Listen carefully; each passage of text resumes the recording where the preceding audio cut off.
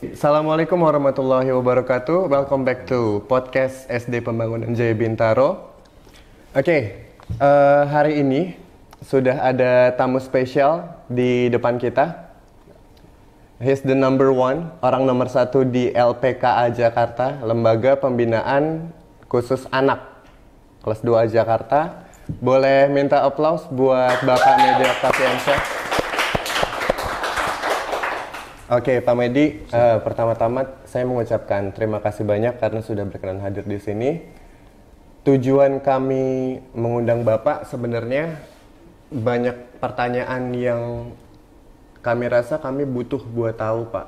Tujuannya sih untuk membuat kami sebagai orang tua di sekolah maupun di rumah lebih aware dengan anak-anak, terutama terkait hal-hal yang melanggar hukum. Iya. Yang pertama saya mau tanyakan tuh, LPKA itu berarti bukan lembaga permasyarakatan ya, Pak? Iya, bukan. Nah, bedanya apa, Pak, sama lapas? Baik, makasih, Iba. Jadi perbedaan mendasar antara lembaga pemasyarakatan atau lapas yang sering didengar mungkin umumnya itu berbeda dengan LPKA atau Lembaga Pembinaan Khusus Anak. Yang membedakan adalah isi dari huniannya. Jadi kalau lapas itu yang isinya adalah warga binaan yang usianya di atas 21 tahun. Di atas 21 tahun? Di atas 21 tahun. Artinya di lapas itu adalah tempat bagi warga binaan atau narapidana, bagi yang sudah inkrah, itu menjalankan pidana di dalam lapas. Nah, sementara kalau anak, ini usia rentangnya itu adalah dari 14 hingga 18 tahun. Oke. Nah, ketika ada anak yang berhadapan dengan hukum, maka dia akan ditempatkan di LPKA. Rentang usianya 14 sampai 18. Tapi kalau dulu sebelum adanya Undang-Undang 11 tahun 2012 tentang sistem peradilan pidana anak, di kami di jajaran pemasyarakatan itu juga masih dikenal dengan lapas anak. Dulu penyebutannya sama. Dulu sangat diseragamkan, baik itu dewasa maupun anak-anak. Hanya membedakan nomenklaturnya itu adalah di belakangnya. Dulu namanya lapas anak. Tapi sejak diundangkan sistem peradilan pidana anak, maka setiap instansi yang mengelola anak-anak itu harus berubah namanya. Nah, oleh karena itu, sejak diterbitkannya, diundangkannya Undang-Undang 11 tersebut, maka kami instansi yang menangani anak-anak yang berhadapan dengan hukum itu punya kewajiban untuk merubah secara nomenklatur. Oke, rentang usia 14 sampai 18, Pak. Iya. Mungkin ini lebih relate ke siswa-siswi kami di unit SMP dan SMA. Ya. Tapi yang mau kami tahu tuh perbedaan tempatnya, Pak. Visualnya itu apakah seperti penjara umumnya, sel jeruji besi atau? Ya, kalau gimana? secara visual fisik bangunan itu memang kami harus berbeda dengan lapas dewasa atau lapas umum.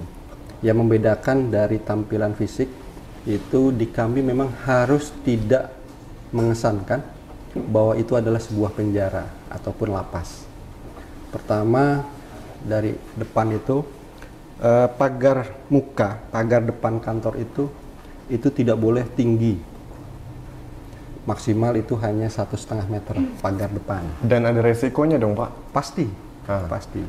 Kemudian masuk ke dalam antara gedung perkantoran dengan areal pondok hunian atau kamar-kamar mereka itu dibatasi dengan pagar yang tidak lebih dari 2,5 meter. 2,5 meter? Yes, itu ketentuannya seperti itu. Nah, kemudian di dalam pondok hunian atau kamar memang jeruji ini menjadi salah satu yang mengesankan bahwa itu harus hilang dari LPKA. Tanpa jeruji? Nah, makanya tapi dalam pola bangunan yang ada di kami, jeruji ini kita ganti seperti tralis, tralis pagar, jendela ataupun yang lainnya. Artinya secara fisik memang harus menghilangkan kesan bahwa ini adalah sebuah lapas, sebuah penjara bagi anak. Lebih ke hunian ramah anak. Betul, ada diusung bahwa bagaimana LPK ini menjadi hunian yang ramah anak. Jadi secara tampilan fisik pun tidak boleh mengesankan itu sebuah penjara. Kemudian dari warna-warna pun itu tidak didominasi dengan warna-warna yang monoton. Artinya bisa kita diberikan kebebasan untuk memberikan warna yang cerah, kemudian warna yang ekspresif, warna yang menumbuhkan motivasi ataupun kreativitas dari mereka. Itu secara visual fisiknya. Sehingga memang dalam kesehariannya ya kita pun petugas itu perlu dan wajib untuk melakukan pendekatan secara persuasif, humanis. Itu yang harus dikedepankan seperti itu. Berarti sebenarnya secara umum tuh job desk institusi kita sama ya Pak, sama-sama mendidik anak. Betul. Tapi bedanya mungkin kalau Bapak, Medi dan staf mendidik anak yang melakukan pelanggaran hukum, tapi kami mendidik anak yang belum dan amit-amit jangan sampai melanggar hukum. Jangan sampai. Mungkin sama-sama mendidik ya. Ya. Tapi saya tertarik bahas kasus-kasus umumnya Pak. Biasanya kasus rentang usia anak 14 sampai 18 itu sebandel-bandelnya tuh ngapain sih Pak? Kalau dibilang sebandel-bandelnya, melihat dari existing saat ini, hari ini anak binaan kami itu berjumlah 77 orang. 77 anak. Dari 77 itu 34 anak ini melakukan tindak pidana kriminal umum. Jadi kriminal umum. Saya nggak paham. Nah, kriminal umum itu banyak jenisnya. Yang sederhana adalah mereka melakukan pencurian. Kemudian ada, kalau yang naik lagi ini perampokan. Kemudian ada juga yang tawuran, berantem seperti itu. Tapi ada hal yang menarik saat ini yang saya juga cukup tercengang. Dari 77 ini ada 30 anak ini punya kasus perlindungan anak. Perlindungan anak. Nah, perlindungan anak ini mungkin yang gampang idenya itu adalah seperti pelecehan seksual. Tapi korban ini adalah anak-anak. Korban dan pelakunya ini adalah anak-anak. Pelecehan seksual, kemudian pemerkosaan dan lain-lainnya. Nah, ini yang menarik itu adalah dua kasus tertinggi yang ada di kami. Yang pertama adalah kriminal umum dengan yang perlindungan anak. Nah, ini yang mungkin bisa kita antisipasi dengan kondisi syukur-syukur di lembaga pendidikan formal seperti ini kan bisa kita bentengi dengan kegiatan-kegiatan positif anak-anak. Betul. Kemudian juga pengawasan, tapi tidak hanya pengawasan dari guru ataupun tenaga pendidikan lain. Tapi yang paling penting sini yang mendominasi adalah bagaimana pengawasan dari orang tua ataupun keluarga. Nah, itu jauh lebih penting. Karena kalau melihat prosentase berapa jam sih anak ini ada di lingkungan sekolah, itu pasti sudah bisa terlihat. Sisanya di mana? Nah, ini yang menjadi kesadaran kita dari orang tua ataupun keluarga untuk bisa mengawasi dan membimbing anak selepas dia itu di luar sekolah. Karena tidak jarang tindakan yang mereka lakukan itu ya memang di luar kendali orang tua ataupun keluarga. Iya, betul. Kalau mencuri pasti ada latar belakang kenapa dia mencuri. Tapi kalau melihat dari masing-masing anak ini yang melakukan pencurian itu rata-rata memang dari keluarga, maaf, saya harus membahasakan status sosial. Jadi dengan rentang status sosial ekonomi menengah ke bawah atau dari background latar belakang keluarga. Mungkin ada yang broken home ataupun memang si anak ini diasuh oleh bukan keluarga intinya atau bukan oleh orang tua kandung seperti itu. Berarti sebenarnya yang paling penting tuh tetap pendampingan orang tua ya Pak? Betul. Seberapa banyak pun teori parenting, tetap pendampingan orang tua yang paling penting. Itu lebih utama. Iya. Karena ketika itu pengawasannya tidak intens ataupun yang utamanya adalah komunikasi dengan anak ini tidak intens, maka ketika masuk ke dalam lingkungan sekolah, kan tidak sepenuhnya juga anak ini mampu untuk berkomunikasi, katakan bercerita bagaimana di rumahnya seperti apa, orang tuanya seperti apa, dan seterusnya, saudaranya. Jadi utamanya memang bagaimana orang tua ini punya peranan yang tidak boleh ditinggalkan. Setuju. Menurut saya, ketika di sekolah memang diserahkan kepada pihak sekolah, kepada guru dan tenaga pendidik lainnya untuk memperoleh ilmu pengetahuan. Tapi tidak cukup dari situ. Justru di rumah juga diajarkan pengetahuan-pengetahuan lain yang mendukung. Ya, kalau di agama ya kita berikan konsep keagamaan, perilaku dan contoh segala macam. Ya di sekolah tentu ikut dengan kegiatan formal dalam rangka dia menggali pengetahuan dan berbaur dengan lingkungan sosialnya dia. Oke. Tadi Pak Medi jelaskan tentang kasus-kasus umum, tapi dari 30 napi tadi lebih banyak kasus perlindungan anak ya Pak. Kalau bahasa yang mudah dimengertinya pelecehan seksual. Ya, rata-rata itu. Tapi saya tertarik buat bahas ini Pak. Kalau di rentang usia SD sampai SMP mungkin seperti yang kita ketahui di berita tuh marak sekali kasus bullying Pak. Bullying. Iya. Contohnya itu seperti terakhir tuh yang lagi fame banget, yang lagi happening banget, kasus bullying anak SD yang dipaksa bersetubuh dengan kucing, akhirnya mental illness, lalu meninggal. Nah, pertanyaan saya, ketika si pelaku bullying ini berada di rentang umur di bawah 14, tindakannya itu seperti apa Pak, proseduralnya? Iya, ketika ada anak yang belum genap usia 14 tahun, maka proses peradilan itu tidak bisa berjalan ke tingkat selanjutnya. Namun di situ bisa diberikan dalam bahasa Undang-Undang 11.12 itu tindakan. Jadi ketika ada yang pelaku berusia di bawah 14 tahun, itu 12 sampai 14 yang baru bisa diproses itu. 12 sampai dengan 14 ini bisa diproses pidana. Namun tidak bisa dilakukan proses hukum berikutnya. Tidak bisa diadili. Tidak bisa.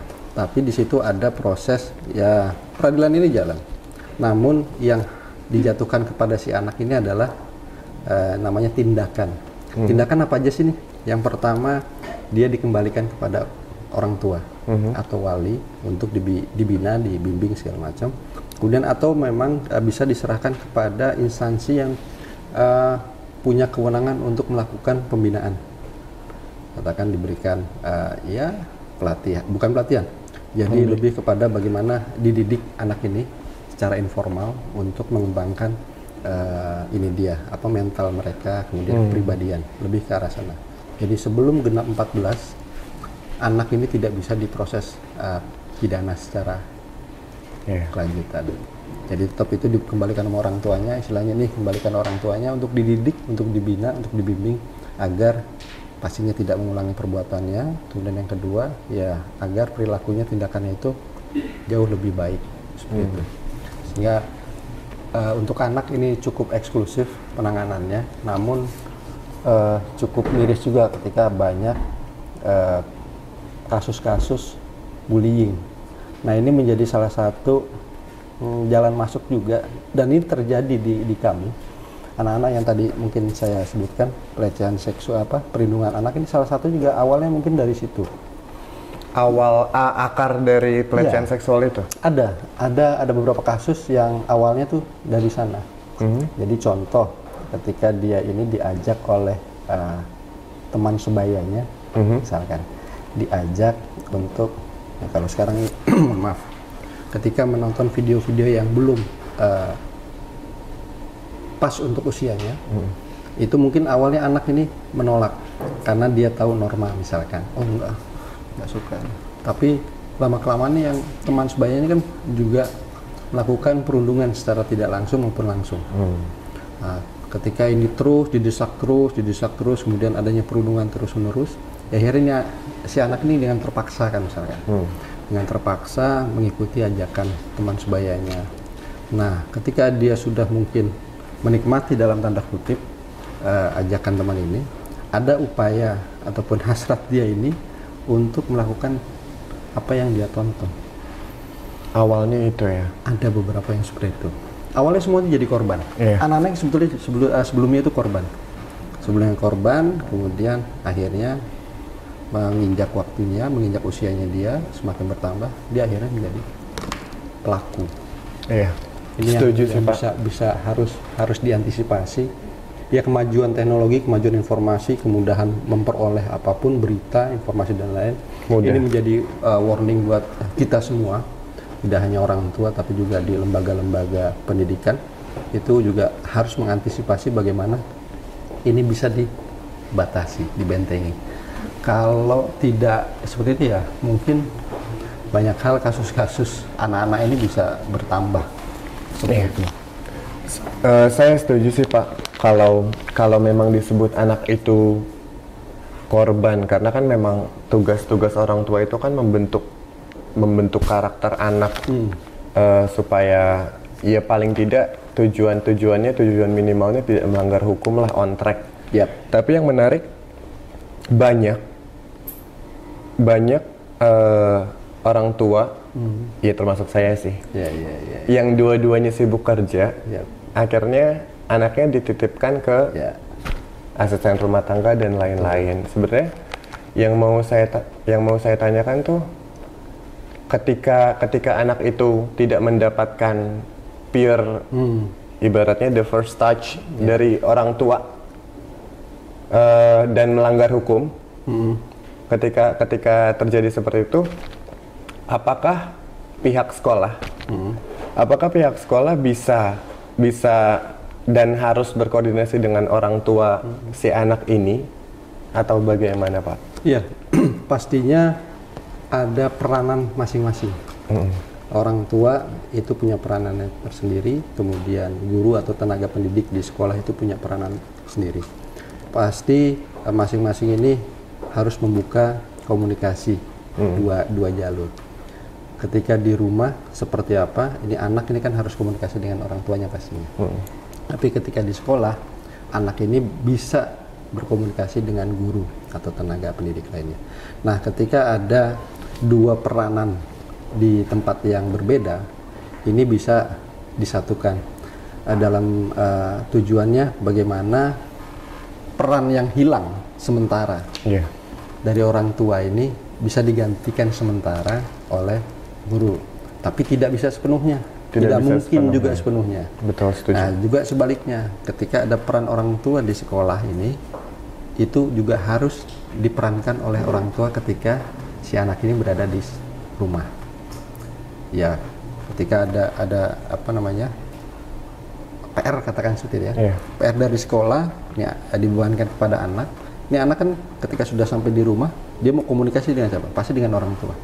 Nah, disitulah peran orang tua menjadi guru pada saat di rumah.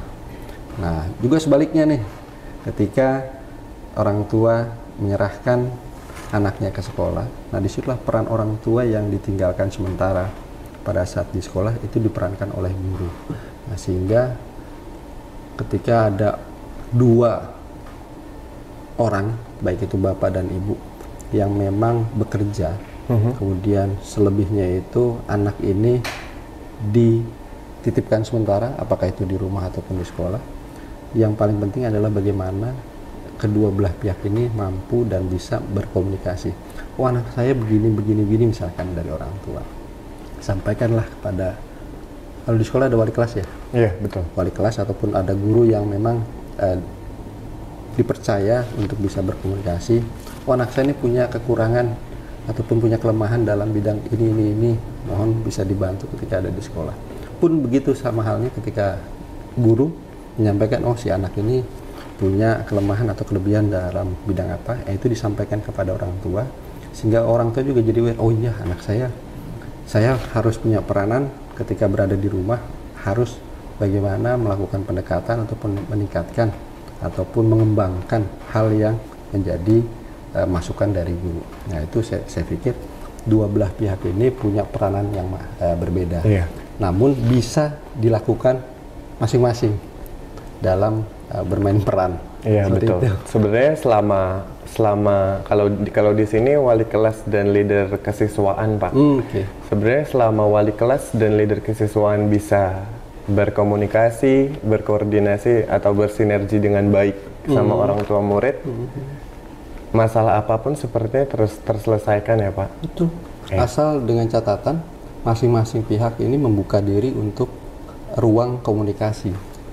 Kalau salah satu pihak menutup ruang komunikasi itu antar orang tua dengan guru, ya saya pikir tidak akan terjalin informasi yang utuh ataupun komunikasi yang baik antara sekolah dengan orang tua. Saya pikir itu. Membuka komunikasi lalu menjalin. Karena kalau tidak dibuka tidak akan terjalin. Betul, Pak. betul. Oke, kembali ke penjara. Boleh nggak sih Pak saya sebut penjara LPK anak? aja. Oh LPK. LPK aja. Kembali ke LPKA. Kalau dilihat ini bukan menjudge sih Pak, tapi kebanyakan kan anak-anak yang melanggar hukum otomatis banyak anak-anak yang apa ya bahasanya ya, tidak mendapatkan perhatian yang cukup dari orang tua. Yeah. Nah, tidak mendapat perhatian yang cukup dari orang tua, ditambah tidak sekolah. Nah, kalau dari LPKA sendiri ada program untuk anak atau narapidana di sana terkait anak-anak yang putus sekolah nggak Pak? Oh iya. Jadi amanat salah satu amanat di dalam Undang-Undang 11 itu bagi anak yang sedang berhadapan dengan hukum atau yang berhadapan dengan hukum, kemudian harus menjalani pidana di dalam lembaga, maka kewajiban kami di LPK adalah memberikan kesempatan seluas-luasnya kepada mereka untuk melanjutkan pendidikan berkelanjutan. Jadi itu yang wajib kami laksanakan. Artinya ketika ada anak yang masuk, sebelumnya dia sekolah nih, karena dia masuk otomatis putus dong di luar, ya kan? Tapi kalau masa vonisnya nggak panjang Pak? Nah, sepanjang memang waktunya itu mencukupi untuk mengikuti kegiatan pendidikan, maka kita akan libatkan untuk sekolah. Oke. Namun kalau memang, tapi kejadian tahun lalu itu vonisnya itu tidak panjang, tapi ini atas inisiasi dari pihak sekolah itu ketemu dengan saya, meminta bagaimana si anak ini bisa melanjutkan sekolah di dalam. Kuncinya adalah bagaimana keterbukaan dari sekolah untuk menerima posisi si anak. Oh berarti LPKA berkoordinasi dengan pihak sekolah juga. Sekolah yang koordinasi kami. Oh, oke. Iya, karena kami sepanjang itu ada izin dari sekolah untuk si anak nih bisa melanjutkan sekolahnya, walaupun di dalam itu akan kami berikan sepanjang memang itu tidak menyalahi ketentuan yang berlaku.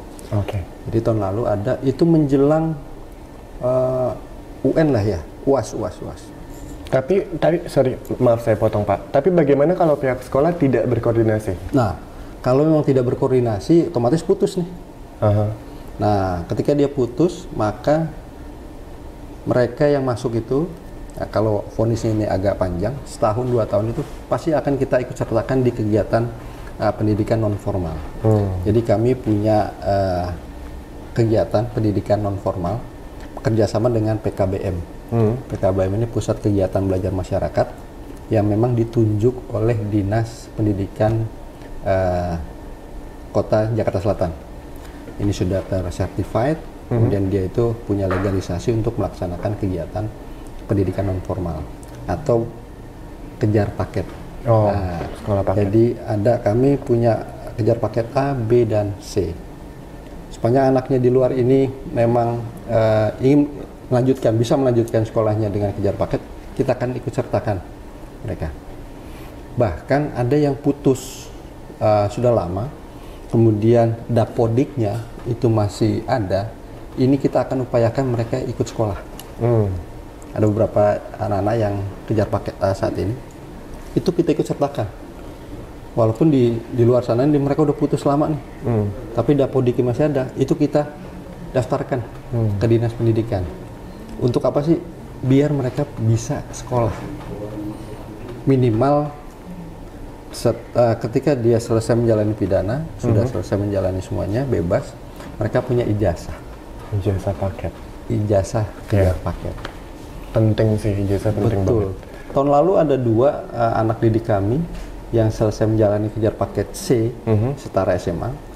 Itu yang bersangkutan melanjutkan ke perguruan tinggi. Wow.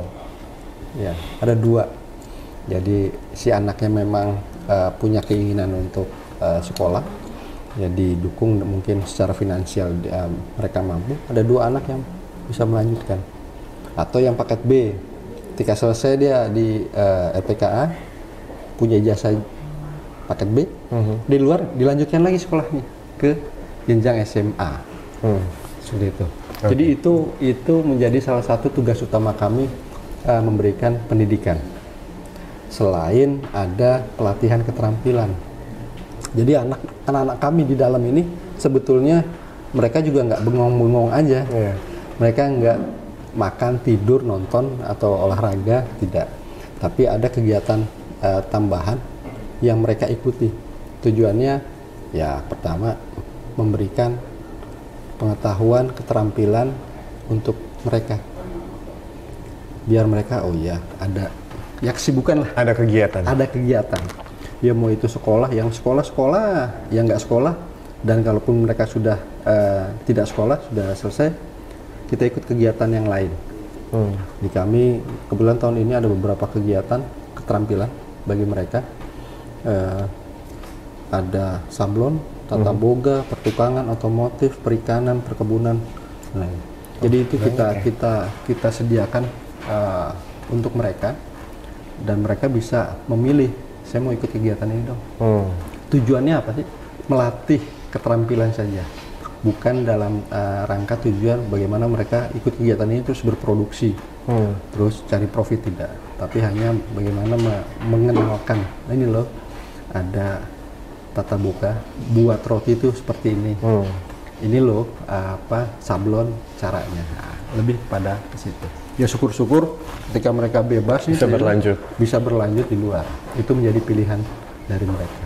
Oke. Saya tertarik buat bahas kalau bicara tentang penyebab nih Pak.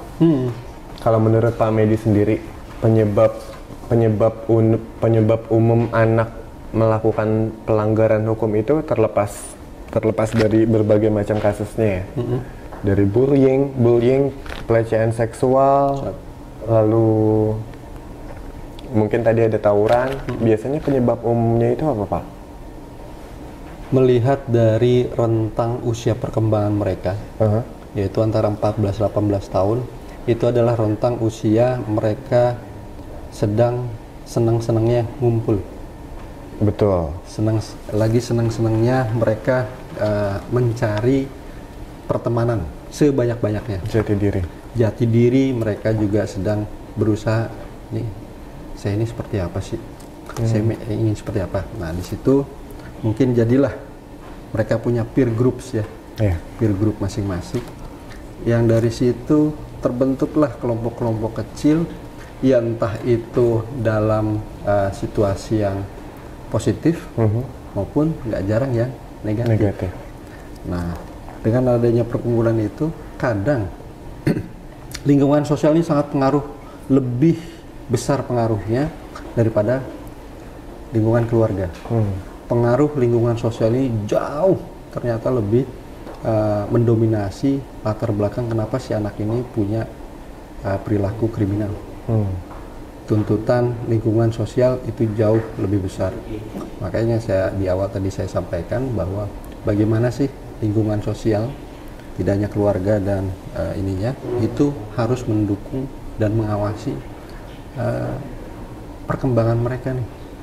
Karena tidak jarang ya awal itu dari pertemanan. Ada yang masuk itu gara-gara kasusnya tawuran, awalnya tidak ikut-ikutan, tidak tahu bahkan akan ada tawuran, tapi karena ajakan dari teman-temannya, terlibat lah.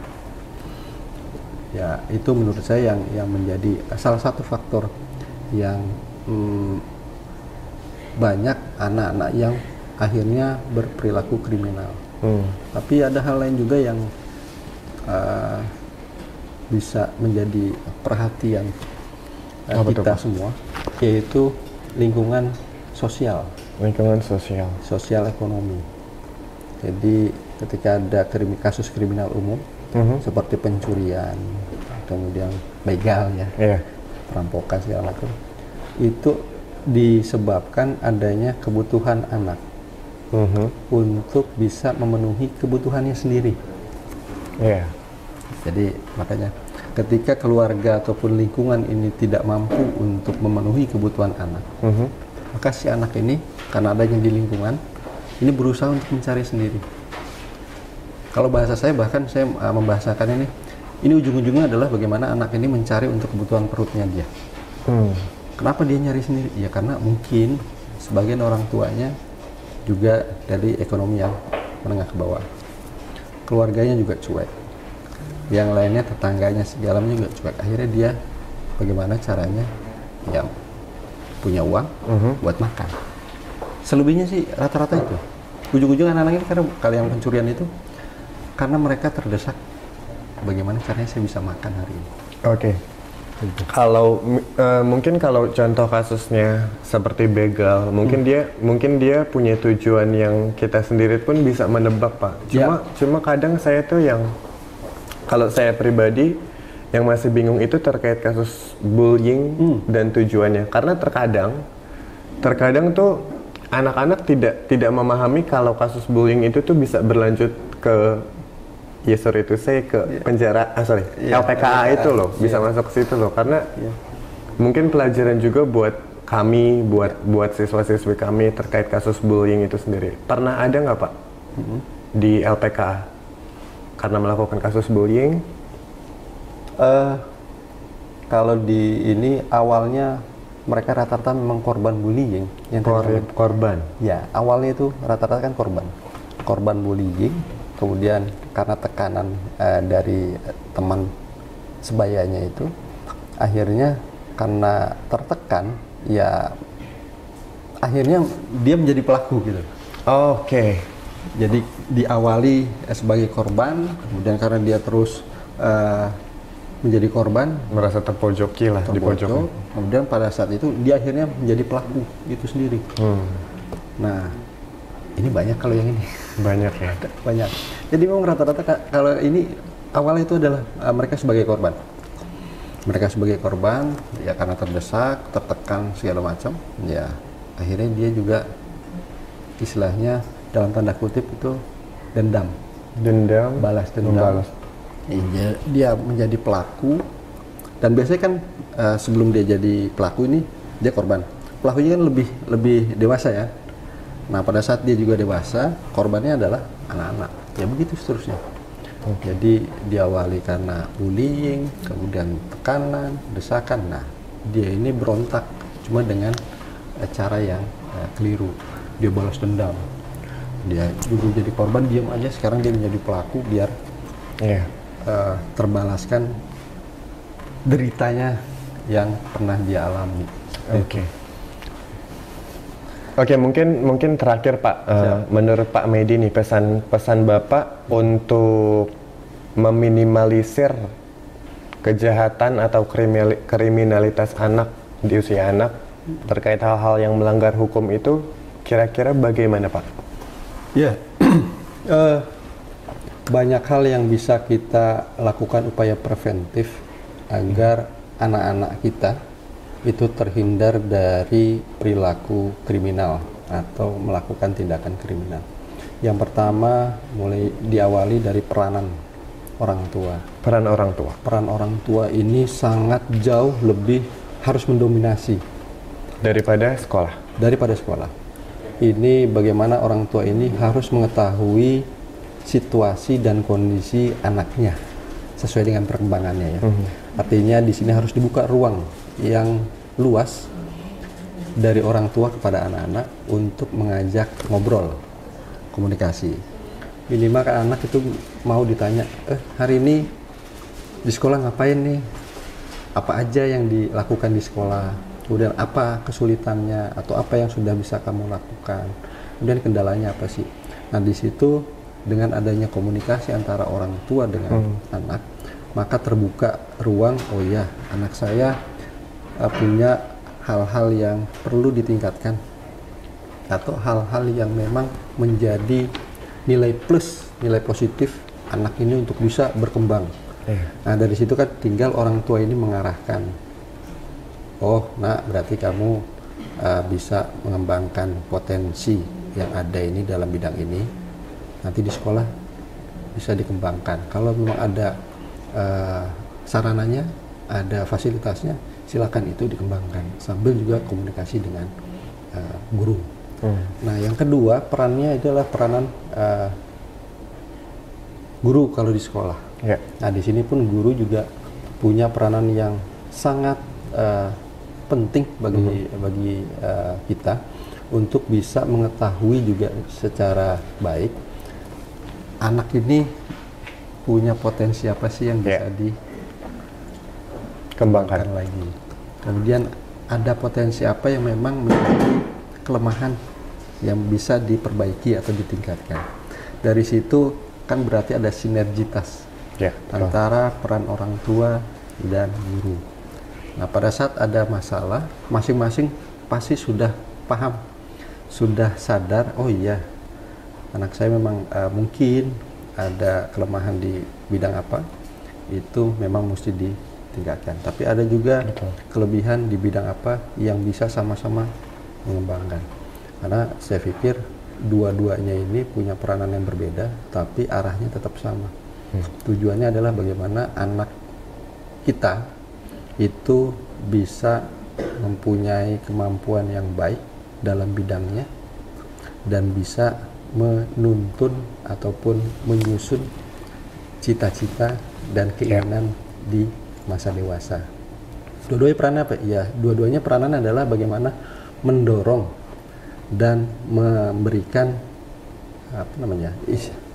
pengetahuan, mendukung kegiatan yang dicita-citakan oleh anak itu sendiri. Tapi catatan lainnya adalah tidak semua anak itu punya potensi yang banyak.